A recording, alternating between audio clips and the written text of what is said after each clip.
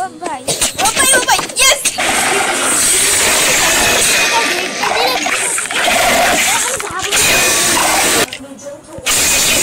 ও আমি ঝাড়ু দিচ্ছি এই যে